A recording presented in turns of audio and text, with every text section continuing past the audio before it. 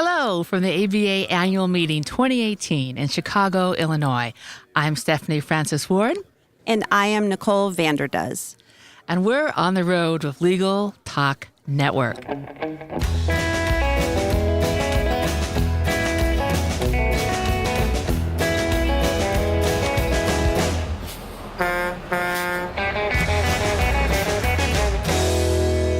And we're back. Thank you so much for joining us at On the Road. It's a pleasure to be here today. And Nicole, tell me a bit about yourself. I wanted to say first that you wrote the wonderful piece for the ABA Journal about sexual harassment in the federal judiciary, and you are an attorney. If you can tell me a bit about yourself. Yes, I've spent the last 6.5 years working to help improve the courts and make them more accountable and better understood by the public and to protect judicial independence. Before that, I was a trial lawyer in Ohio. Relevant to this topic in particular is the article you mentioned that was published by the ABA Journal online, which was entitled, "The Judiciary Must Deal with Me Too and with What I Know." So based on your experience as a clerk and an attorney, if a young attorney came to you who's a federal clerk right now and said, Nicole, my judge is kind of making me feel uncomfortable, or maybe another judge in the circuit is making them uncomfortable, what advice would you have for them?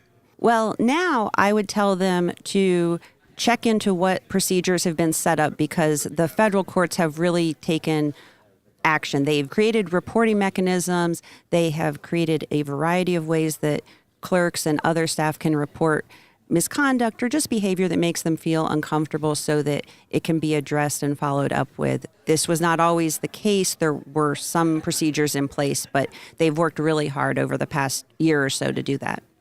Are you hearing from people in the judiciary or staff attorneys or clerks perhaps about how their work is panning out and how meaningful it is? Is it a different place now?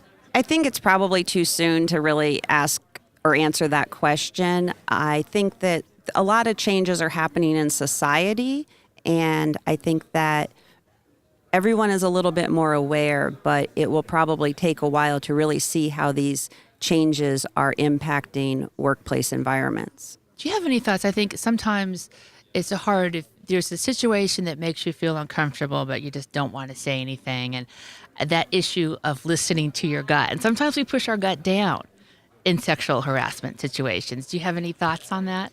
Yeah, I think that's really important because I think that for a long time, women have told themselves, and this applies to me, we've told ourselves, he doesn't really mean it. He's just joking. He's like that with everyone. It's not that bad. Not to mention worrying that no one would believe us if we told. But I think it's really important to identify behavior as being wrong and address it as possible right away. And I think now it's actually a lot easier to do that than it would have been in the past, because before, when no one was talking about this stuff openly, if you said to a man, if you say to a judge, if you say to a senior partner, you're making me a little uncomfortable, you're so afraid of how he's going to react. And now you're still going to be afraid, but I think there is a much better chance that he will respond in a somewhat positive way. I am hearing from men, and you probably are too. Sometimes I hear, with all of this Me Too times up, I'm nervous and I just don't know how to act. I think about things differently, and thinking about things differently can be a wonderful thing. But in terms of I'm nervous, I don't know how to act, I'm hearing that some partners are not taking female associates out on the road with them. If they have a case out of town, maybe judges are not taking them to banquets as much or luncheons. If someone says that to you, I just don't know how to act in light of Me Too, what do you tell them? Well, one thing is behavior that was appropriate before is still appropriate, and behavior that was inappropriate before is still inappropriate. So if you live your life with integrity and know what's right and what's wrong, that was true before and that's still true now. And also, if you are going to limit a woman's opportunities because of your fear, that opens you up to legal liability. And you ought to be very careful about that and look for ways to include a woman in a professional manner. It shouldn't be that hard. And last question, if listeners want to know where to find you on social media, where can they find you? The easiest way to find me would probably be to just search for my name, Nicole VanderDoes, VanderDoes. All right. And on that note, we have reached the end of the road for today's episode. I want to thank you, Nicole, for joining us. And I also want to thank our listeners for tuning in. If you like what you heard today, please rate us an Apple Podcast.